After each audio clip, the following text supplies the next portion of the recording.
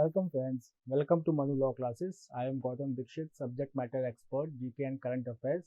आज के वीडियो में हम अगस्त 7 का डेली न्यूज़ एनालिसिस करेंगे। तो अगर हम आज के न्यूज़पेपर पे अगर नज़र डालते हैं तो कुछ न्यूज़ जो इम्पोर्टेंट यहाँ पे आई हुई है that Assam Meghalaya will form the regional panel for border settlement after having July 26 से यहाँ पे कॉन्फ्लिक्ट चालू था related to border area demarcation of border, Lushai Hills especially. So now both the states have agreed to set up the regional panel. Then Taliban intensify offensive, capture first provincial capital. City का नाम है Zaran in Nimroz province. उसके बाद RBI keeps policy rate unchanged for the 7th time in a row. जो repo rate है वो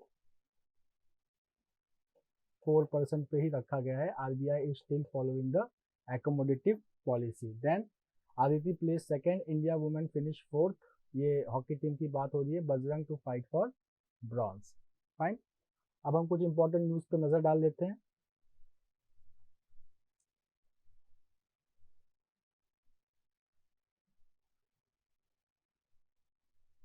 so the post talk India China pull back troops from Gogra. अब यहाँ पे गोगरा की बात हो रही है। So what is happening in Gogra is that after the 12th commander level talk at Chushul sector in the near LAC, now both the sides have agreed to pull back their troops from Gogra. Patrolling point 17A. Okay, एक और patrolling point है, patrolling point 15, that is Hot Spring. यहाँ पे अभी कोई बात नहीं हुई है।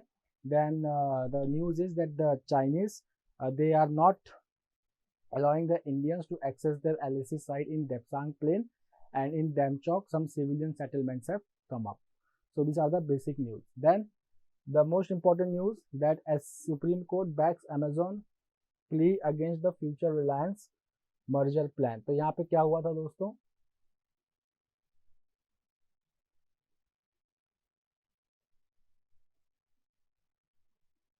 So in August 2019,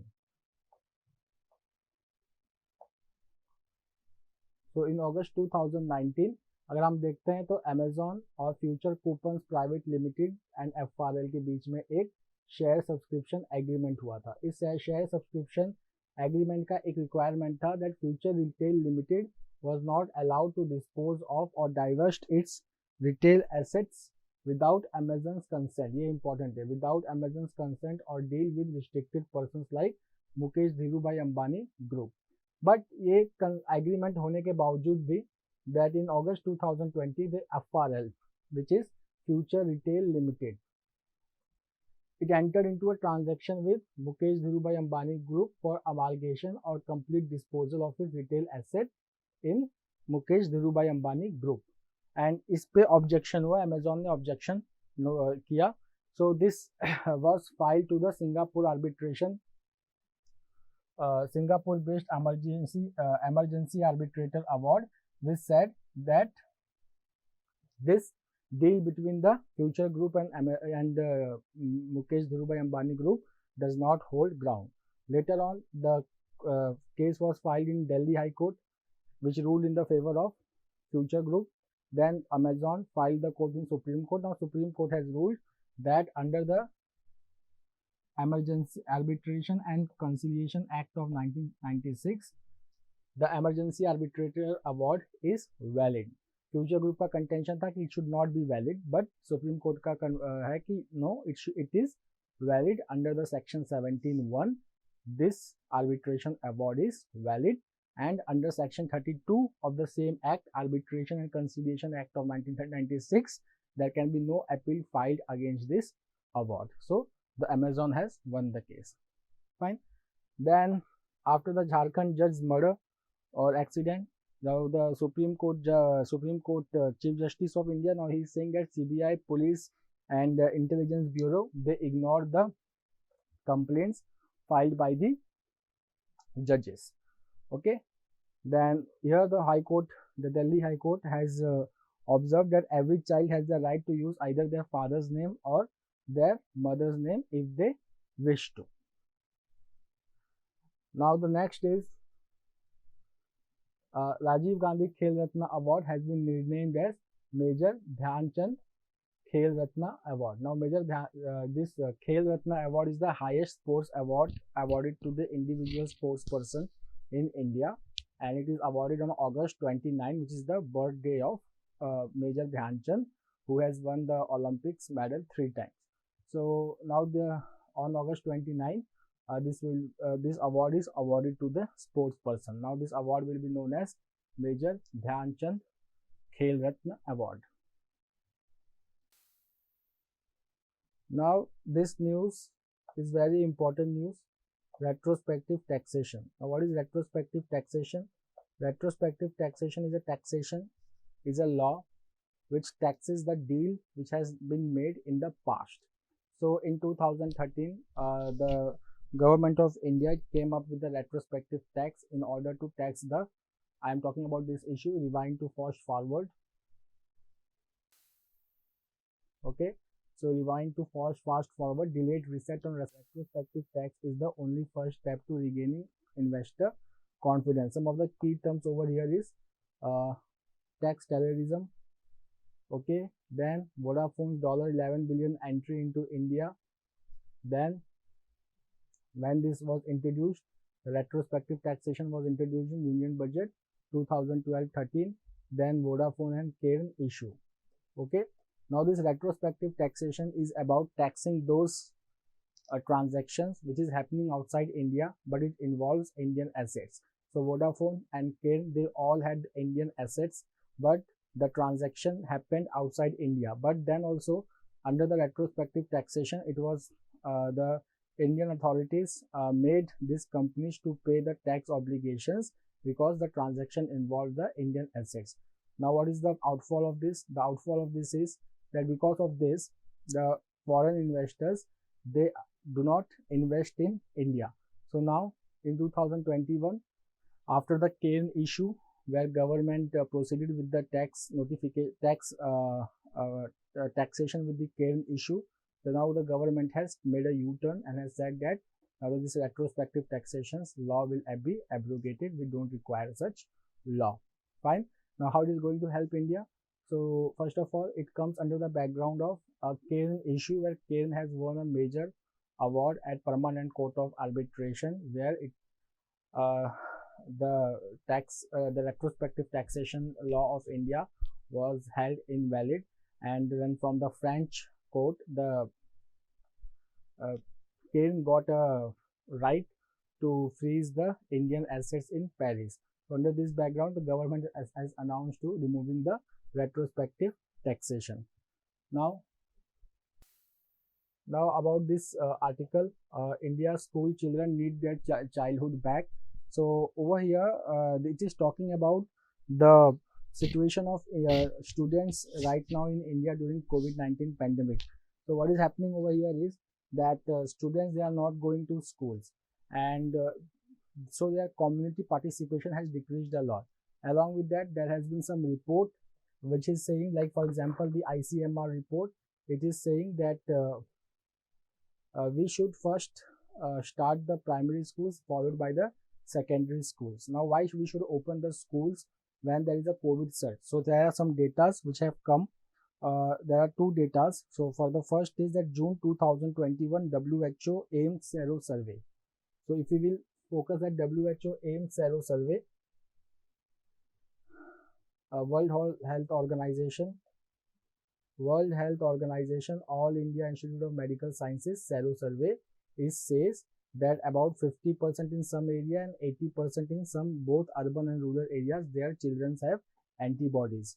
Now the ICMR recently concluded the 4th Sero survey, which says that more than 50% of children in India are Sero positive. So what is the outcome of this? That since more than 50% are Sero positive, so we can go for reopening the schools. But the reopening of schools cannot be uniform, because in some states like Kerala and Maharashtra, where we are seeing the surge in cases, there we can delay the reopening of school, and in the rest of the country we can open the school. But there are certain requirements for that. Some of the requirements are that we need to get everyone vaccinated in the school. Fine. And then we should reduce the time gap between the two doses. After that, there should be public awareness campaign to educate the parents about the low severity of COVID-19 disease among the children and schools. The third is that we can follow the model of 50% of students should attend the school one day and the rest 50% on the next day. Along with that, we should ensure that COVID-19 protocols are to be followed, and then we have to upgrade the school infrastructure for a hybrid system where online offline both mode are to be is being taught to the students. Fine.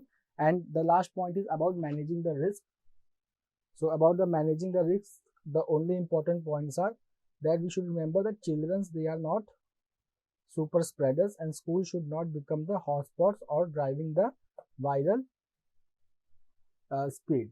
Okay, so over here what we can do is that we can implement the COVID-19 safety protocols in home, in schools, and when we are outside. And then we should ensure safety at home and outside until majority of the population get vaccinated. So in this way we can manage the severity of COVID-19 and we can go for reopening the schools. Now coming to South Asia's emerging digital transformation. Now यहाँ पे जो पूरी discussion है वो इस बात की है कि कोविड-19 की वजह से the digital media is growing, but is South Asia and South East Asia are they taking advantage of this? So and if they are taking advantage of this, some of the countries like Japan, South Korea, they are taking the advantage. Some of the countries like India and Bangladesh, they still have to bridge the gap in order to utilize the technology, the digital media or digital technology for the full utilization of its potential benefits. So before that, we have to see that, for example, over here it is saying that because of COVID-19, Nepal has recorded almost an 11% increase in broadband internet users. Okay, along with that, public health infrastructure, okay, digitization of healthcare service is the watershed movement during the COVID-19. If we talk about the India, so India has launched National Digital Health Mission, okay, to enhance the accessibility and efficiency of the healthcare delivery based on unique health ID for every citizen. Okay, but there are some pitfalls which is called as digital divide. So if you will see the digital divide, okay, so there is a digital divide. Now what is the meaning of digital divide? Digital divide का मतलब होता है कि इस world में किसी को there is an access to social media, and to some people there is no access to, some people they have access to smartphone and internet, some people they do not have access to smartphone and internet. So this is called as digital divide. So those who have the access, they can benefit from the technologies, like they can access their schools, they can access their classroom, they can still study from home. But if you will see the rest of the people who don't have access, they don't have all these facilities. So what is happening over here, ये चीज Covid में भी देखी गई थी और education में भी देखी गई थी last year, that those who had good access, so they had a proper good learning outcome, they got vaccinated on time. And in rural areas where the penetration of technology is very less, there the rate of vaccination, the children attending the school, the learning outcome was very low. Now if you will just see the how much is the digital divide, so see here this data is important, that despite having the world's second largest online market, 50% of India's population are without internet. Now this is 59% for Bangladesh and about 69% for Pakistan. Okay, so sorry, 65% for Pakistan. Okay, now there is one information which is important in this editorial from exam point of view, that it has been seen that if we just see, so 51% of South Asian women are excluded from social protection measures during the pandemic. Along with that, if you will see, 88% of the children lack access to internet-powered homeschooling, and this led to some child-related problems like child marriage, child labor, etc. Now, if we talk about the business, so business, they have also suffered, that this region, South Asian region, it has recorded a 64% decline in sales, with small and women-led firms faring the worst. Means these small firms are they have suffered the most. Okay. Now, if you see some countries like Singapore, Japan, and South Korea, so here we have increased smartphone and internet penetration, and coupled with the availability of digital payment platform, and if we can just see the impact that China's e-commerce industry has reached $3 trillion in 2024. There is also the digital boom in the Association of Southeast Asian Nations economists, and they are pushing towards the common market initiative, just like we have in European Union digital single market proposal. There is a proposal for digital single market. The same thing is happening in Asia. There are 10 countries in Asia, Southeast Asian countries, and they have their political forum. Their political forum is called as ASEAN, and the 10 members of the countries, you should remember, Myanmar is one of those, Thailand, Singapore, Brunei, Cambodia, Laos, Malaysia, all these are part of ASEAN. Now, if we just talk about the South Asia, so the Digital Bangladesh Vision 2021 envisages transforming Bangladesh into a prosperous digital society. For India, we are already have Aadhaar. Fine. Now, if we talk about the e-commerce, so e-commerce can drive the post-pandemic growth in South Asia and providing new business opportunities and access to large market. If you just see India, if India starts using digital technologies, then the e-commerce can create 1 million job by 2030, okay, and the turnover of $200 billion. Now, if we just see the benefit of digital technologies in Pakistan, so it is about it can provide boost to Pakistan's GDP by 7%. Now, but there are certain things which we should do before we can reap the benefit of digital technology. So the South Asian they should need to address the legal, regulatory, and policy gap, as well as to boost the digital skills. We also require a digital infrastructure at place. Now, how much is the investment required? $35 billion is required in India, so that India can become top 5 global digital economy along with public-private partnership. Then there are some regulatory roadblocks which have to be removed. Okay, so there are certain issues such as consumer protection, digital and market access regulation. They all need to be addressed. Then we should look for universal digital literacy. Okay, so for this we need the government and business to come together. Okay.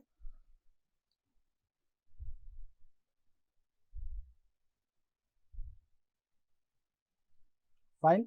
So now what is happening over here is that we need to address these regulatory barriers on currency flows inhibiting online payment to transport related constraints for cross-border e-commerce activities.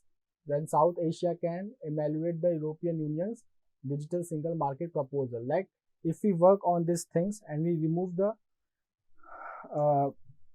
barrier, especially related to currency flow between the South Asian country, so we can create something related to European Union's digital single market proposal.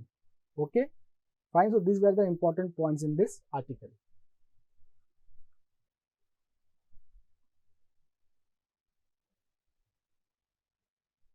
Now this article is like a case basis, important for UPSC, not for CLAT. Okay. Now over here, amid adjournment, Lok Sabha passes 2 bills. Now here 2 bills, I just will discuss 2 bills. One is Taxation Law Amendment Bill and one is Central Universities Amendment Bill. Okay. So here what is happening over here is that the Taxation Law Bill is going to do away with the retrospective taxation, which I have already discussed. And then the Central University Bill 2021, it is the only important thing is that it will set up the Central University in Ladakh, and it will help in the emotional integration of the people of Ladakh, Leh and Kargil with the rest of the country. Now what will be the name of this the university? The name of the university will be Sindhu University. Okay, so these are the only important point. Now Khel Ratna Award, I have already discussed that August 29 is the day. It is a National Sports Day in India. Okay, and the sports awards are awarded on this day. And now who has discussed on renaming the Khel Ratna Award? So see, discussions on Discussions on renaming the Khel Ratna Award have been on at least for the past 2 years. The change of name was suggested by the Committee for Review of Sports Awards and Special Cash Awards Scheme, which was constituted by the Ministry of Youth Affairs and Sports in February 2019. Okay, and if they ask the chairman of this committee, so it is Indermeet Kaur Kochhar. Okay, fine. Justice Indermeet Kaur Kochhar. Now see, this forming of regional. Okay, so the Assam and Meghalaya governments on Friday decided to start settling the less complicated areas of dispute along the 884.9 kilometer border between them before moving on to the more complicated ones. So they are going to form the 3 regional committees. Okay, they are going to form the 3 regional committees, each to first. So what these 3 regional committees will do, first they will talk to the persons who are living in these disputed areas, and then they will prepare a recommendation to be followed within 30 days, where the chief minister can take the decisions. But these are for those areas which are less complicated areas. If you see the more complicated areas, so it requires the greater negotiation. So some of the more complicated areas are Langpi, Bordor, Nonghua, Matamur, Deshmurdak Block 2 and Khanduli. Okay, so these are the most complicated areas which require more round of negotiations. Now over here, 2 important factual information. The first is that who is the External Affairs Minister of India? So S. Jaishankar, Subramaniam Jaishankar, and who is the recently elected President of Iran?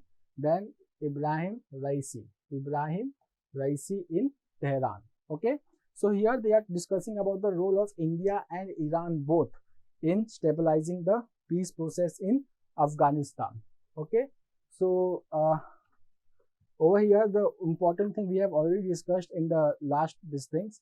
So over here we are discussing that both the countries want that there should be the peace and stability in the Afghanistan, but it should be Afghan-led process, which is called as the fate of Afghanistan must be decided by the Afghan themselves. Okay, now why these both countries are meeting? Because see, there has been a group formed called as Troika Plus.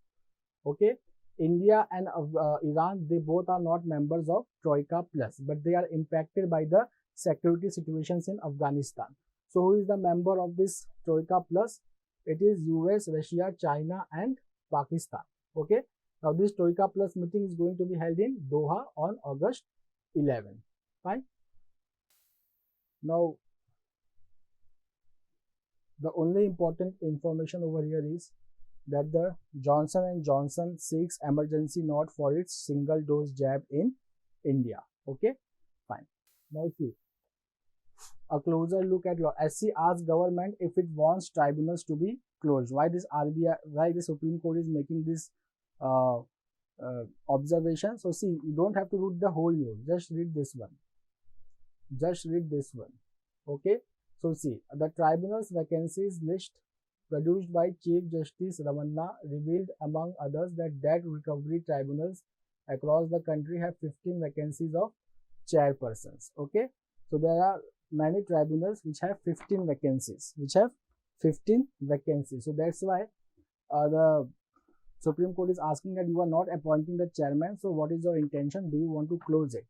If you will see the tribunals, there are some important tribunals. The first is the National Company Law Appellate Tribunal, the Telecom Disputes and Settlement Appellate Tribunal, the Appellate Tribunal for Fortified Property, the Income Tax Appellate Tribunal. Okay, there we have vacancies.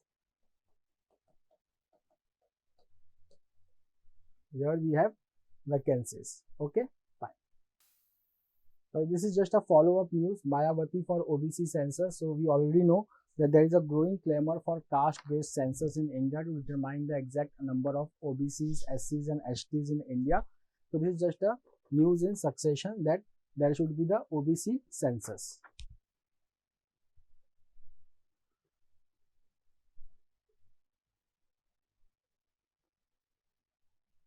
Now this is Abhindranath Tagore. So let's discuss who is Abhindranath Tagore. So he was the painter. He was the nephew of Rabindranath Tagore, and he is very much famous for Bharat Mata painting. Okay, fine. And he is also known as the person who has influenced the modern Indian art to a very great extent. So, and he belongs to the Bengal School of Art. The Bengal School of Art. Fine. So this much is the important information over here. Now what is happening over here is that there is going to be the celebration to mark 150 years of to commemorate his painting. Fine. And it will be held at Victoria Memorial Hall in Kolkata. Now going to foreign news.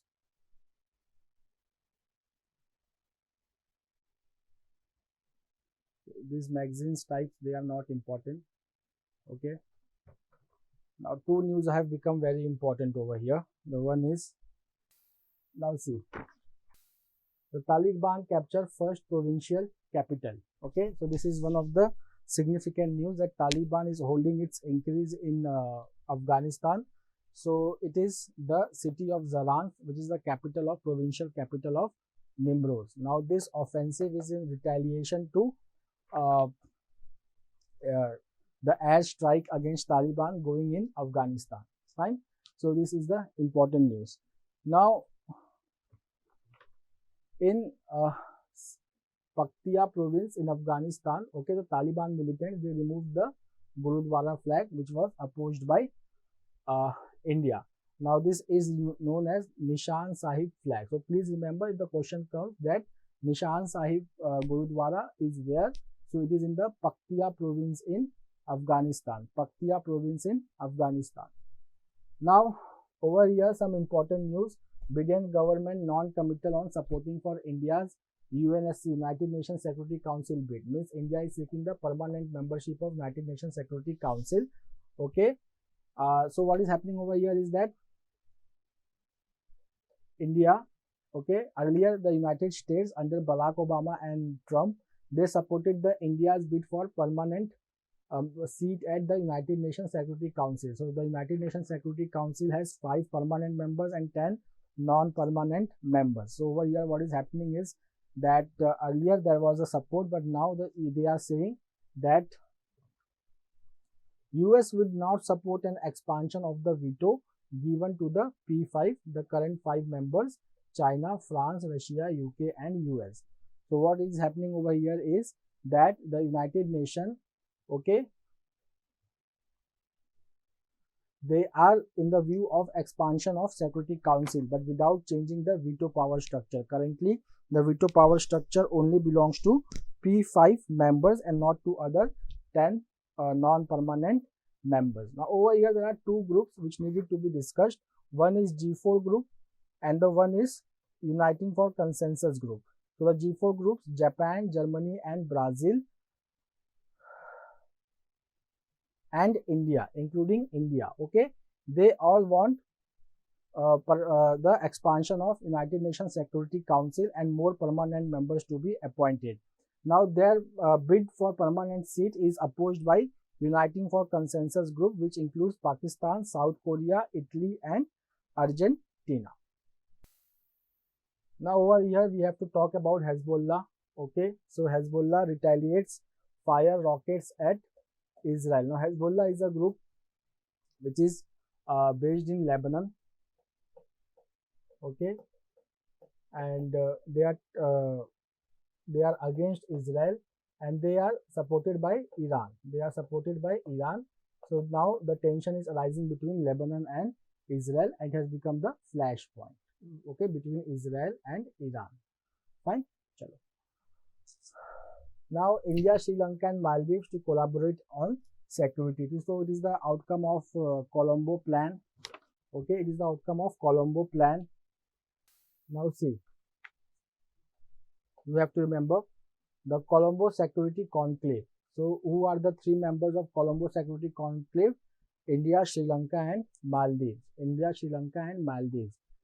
What does the Colombo Security Conclave seek? It seeks to promote maritime security in the Indian Ocean region. And who had proposed it? It was proposed by President Gotabaya Rajapaksa in 2011. Okay, got it? So when he was the secretary to the Ministry of Defense in Sri Lanka in 2011, he had proposed the Colombo Security Conclave. Now these three countries have come together not only to tackle maritime security but also human trafficking, counter-terrorism and cyber security in the recent meeting. And now one name is coming which can be important from the point of view of exam, that who is the Deputy National Security Advisor of India. So he is Pankaj Saran. Okay, Pankaj Saran. Now some economic news. So RBI hold rates, MPC speeds on stands. ठीक है, इसमें बस इतना याद रखना है आपको कि the monetary policy has kept the repo rate unchanged at 4% as part of RBI to recover the economy. The second important fact is that the growth forecast of real GDP by RBI has been kept at 9.5%. Okay, followed by 7.3%, 21.4%, followed by 7.3% in quarter 2. This is not important. This figure is important. So the growth forecast for this year, financial year 2021-22, has been kept at 9.5%. Now, the retail inflation forecast is 5.7%, up from 5.1%. Now, there are certain observations which have been made by the RBI. RBI is saying that during the revival of southwest